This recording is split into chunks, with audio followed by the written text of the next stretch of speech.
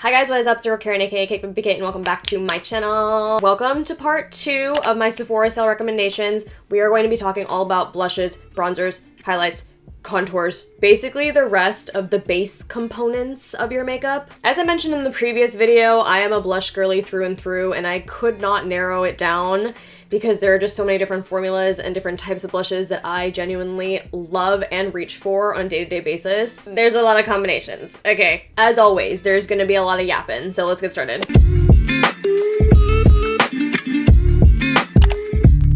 I'm actually going to do my bronzer and highlight picks first to get them out of the way, and they're not as plentiful as the blush ones. So the first one is this Patrick Ta She's Sculpted duo. This is their cream and powder bronzer duo. I feel like the majority of Patrick Ta products go viral, so I'm not going to talk too much about this one, but as you can tell, this top portion is the cream and then the bottom portion is the powder. The top one is more of a cool tone shade, so it's more of a contour, whereas the bottom is more warm toned and more of a bronzer. This retails for $40, so girl math implies that each one of these is only $20, and you're basically getting a 2-in-1. Plus, I love the fact that it comes with a mirror. You can layer these formulas on top of each other and they blend seamlessly, or you can just use one of them. I feel like I've used this so much and I've barely made a dent in both of the products. I will say I do use the powder portion more because sometimes if I'm doing a lighter makeup day, I just tend to reach for powders more and not layer with the cream. If you follow me on TikTok, I've mentioned this so many times, so this should not be a surprise. The other two that I have are creams. If you know me, you know I'm an oily combination skin girly, so it's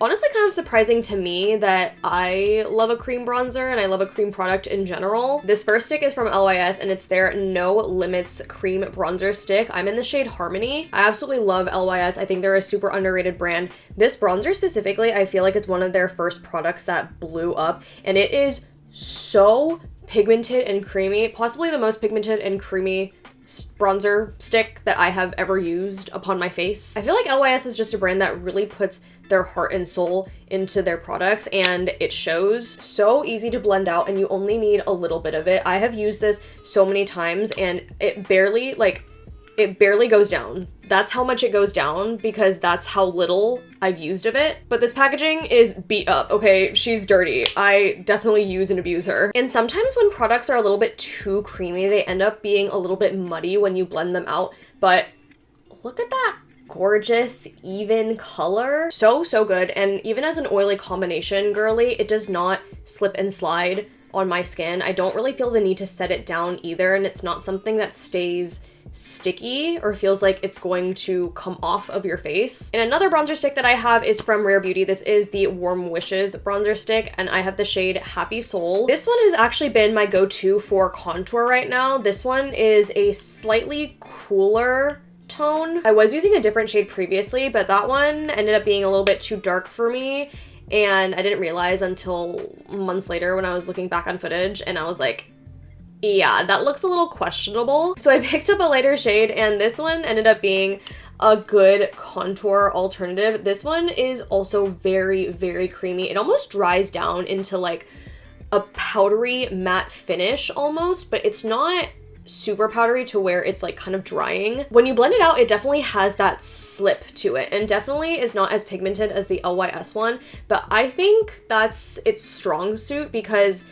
for this specific shade on me, it's more of a contour shade, like I mentioned. So contour usually intimidates the heck out of me, and I know it intimidates the heck out of a lot of you guys. So for it to be so forgiving is just really nice. I'm wearing it today, and I usually only concentrate it towards the bottom of where I put my bronzer, blush, and contour, obviously, because I want to like sculpt, but it does not have any line of like demarcation when I blend it in with all the other products. It plays really well with others. And similar to the LYS stick, a little bit does go a long way with this one as well, even though it's not as pigmented. If you can't decide between these two, let's talk about the price. They are both 0.25 fluid ounces of product, and the Rare Beauty one retails for $26, LYS retails for $20. Let's talk about highlights next, and then we'll transition into blushes. So first I want to talk about the Say Super Glowy Gel. This for sure had its viral moment, I want to say like a year or two ago, and normally I'm not a huge fan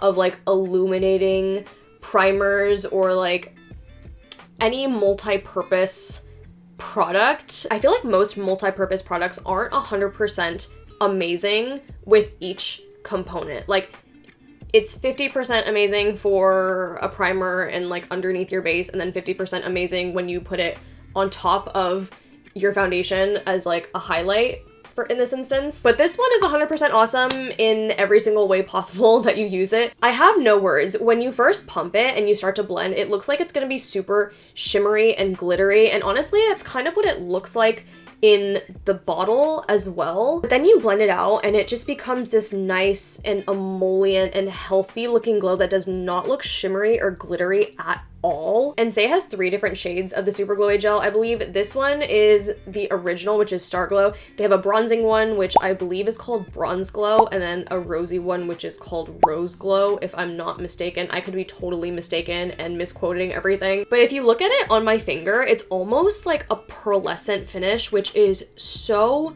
stunning and beautiful. I mainly like to use this underneath my base for a hydrated and super supple glowy base before I put on my foundation, or I like to put this on the tops of my cheeks to act as a highlight. I need to put my thing on Do Not Disturb. The second one I have is actually bronzing drops. These are from Glow Recipe. They're the Watermelon Glow Niacinamide Hue Drops. As you can tell, they come out pretty dark, but when you sheer it out, it just gives such a beautiful, juicy, healthy glow. Like, oh, and it's not streaky even though it is a bronzing drop. I have a gripe with a lot of bronzing drops at Sephora because they do tend to be really streaky. But this one by far is my favorite bronzing drops that you can get at Sephora. It might just be me and my biases, but I love Glow Recipe.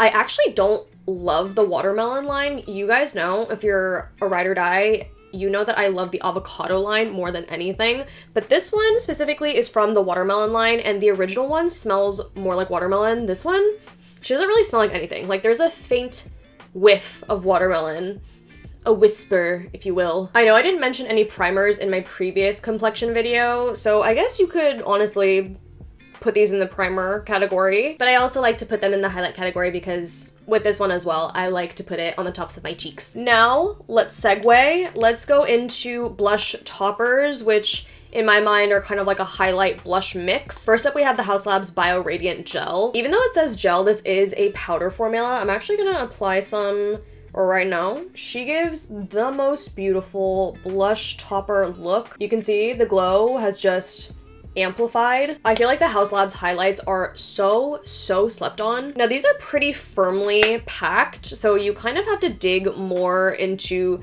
the product to get some color payoff. This is what it looks like swatched on the back of my hand. Obviously you can tell like that looks a little bit more pink and not as reflective, but then when you shift, oh my god, like just look at how reflective that is. Such a beautiful shade. This one specifically is in Rose Quartz. And similarly, this is the Rare Beauty. I believe this is the Soft Pinch powder blush, but this one is definitely a highlight blush hybrid. This one is more softly pressed, so you don't have to dig into the component to get color payoff. I literally just like bloop, lightly tap, and then I'm done. Now I have to go out wearing 2 completely different blush toppers. This one's more cool toned and this one's more warm toned. This one is in the shade Joy. Now my one gripe with these, it's similar to the Rare Beauty highlights, the powder highlights that they have as well, but these are really soft. So if you are a clumsy bee, if you throw your makeup bag around, if you travel a lot, if you drop things a lot, this might not be for you, and I would opt for the Haus Labs blush topper instead. But it just gives a beautiful, like, lit from within, almost like wet glass skin type of look. My light just died, but we're gonna keep on trucking. All right, let's talk liquid blushes. You guys know I'm not gonna harp on this one too much. This is the Rare Beauty Soft Pinch Liquid Blush. She is pigmented, like I only have to use a smidgen of this, and that is enough. That's more than enough for your face. I have a feeling I'm gonna pass down the Rare Beauty liquid blushes to my grandchildren because I'm never gonna run out. I've never once on Beyonce's internet seen anybody finish a Rare Beauty liquid blush. But they are so good, so pigmented. But if that's not your thing, if you're not a super full coverage, high pigment type of gal, don't worry. Don't worry, because I got you. This one is the NARS, what are you called? Afterglow Liquid Blush. All right, I'm gonna swatch both of these on the back of my hand. This is in the shade Encourage. And granted, these are like completely different shades.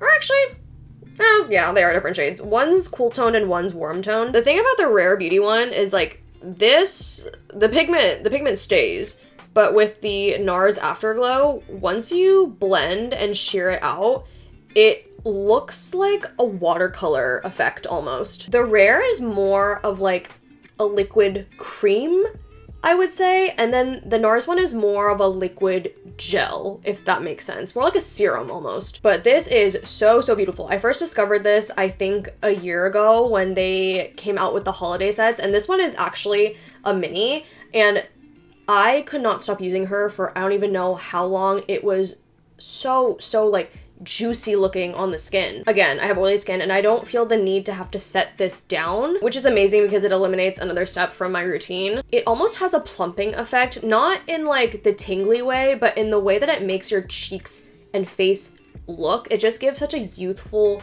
glow. And lastly, let's talk about cream blushes. Okay, Rare Beauty, she do be dominating the blush game. Okay, no one talks about these. And for why? Someone, quickly, tell me. This is in the cream blush in the shade Nearly Neutral. So good. Now this is the type of blush that just melts once it hits the warmth from your fingers or your face. It's very emollient, which is interesting because I usually don't tend to reach for emollient blushes because they usually just slip and slide off my face and they don't really become one with my makeup. They just kind of sit on top, but that does not happen with this one. Like she's so pretty. Also, I feel like we're a little bit bright, so I'm gonna darken you guys. I have raved about her since the day that I got her, and I believe that these came out maybe even before the liquid blushes, or maybe sometime after the liquid blushes, and everyone was already talking about the liquid blushes, so nobody was talking about these. Help, I'm still at the restaurant. Everybody moved away, but I stayed true to her. Okay, I'm not new to this. I'm true to this. But if I had to choose a top cream blush, it would definitely be this one. This is the Danessa Myricks Yummy Skin Blush. I have the shade Rosé and Brunch. Y'all, look, I just hit pan. I have not hit pan on a blush, or in any product for that matter, in such a long time. This formula and a lot of Danessa's products are just so innovative. This one specifically because it has Upslite technology. So if you are an oily gal like me, Upslite's gonna help control your oils throughout the day. Not to mention, they are so pigmented. That is just one layer of me swatching it. The Rare Beauty one is 2 layers. Here's what they both look like side by side so you can compare. As you can tell, there's like a little bit more of a glow with the Rare Beauty one. Danessa has more of a natural finish, I would say, and the Rare has more of like a satin finish. And you know how people always say that blush is the first thing to fade off of a person's face when they're going about their day?